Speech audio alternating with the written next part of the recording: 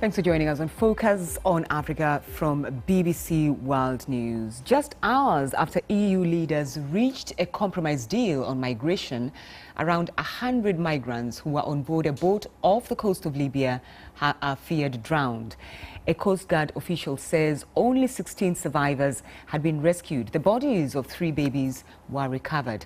Now, the latest development comes on the heels of a deal that was reached at a summit in Brussels to set up secure centres in EU states to process asylum claims. Now, the control centres will be set up on a voluntary basis, and migrants whose claims were rejected would be returned.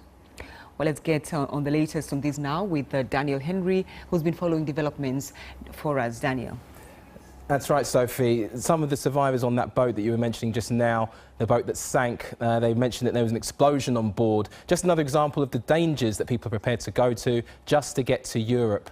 But we can have a look at the figures that suggest that the numbers of people coming have been going down. If you have a look here, in 2016, just over 390,000 people were trying to get to Europe and arriving on European shores. But last year, that number fell to just over 186,000. This year, though, the figure currently stands around 56,000. But the European Union want that number to fall even further. We've seen the headlines. EU leaders reach a deal on migration, but no one is sure that it will work. We know the dangers. There's concern the number of rescue boats are encouraging people to make the perilous journey. And still, men, women and children with friends and families, hopes and dreams, risk it all, leaving the countries they were born in to live in Europe. Some make it, many don't. But now, Europe's leaders believe they have an answer to the crisis. Screening centres set up in African countries to determine if people qualify for European asylum. We've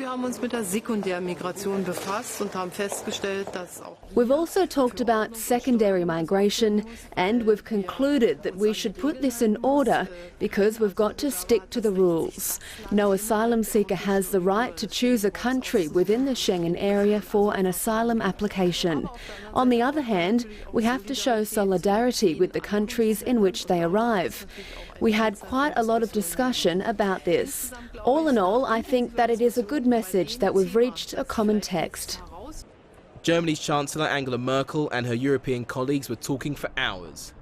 But as far as African countries are concerned, the solutions don't address the main problem. Once we have jobs, migration drops. But I want to make a point here. The share in total migration of Africans has actually gone down. So total migration of Africans across the world in the year 2000 was 3%.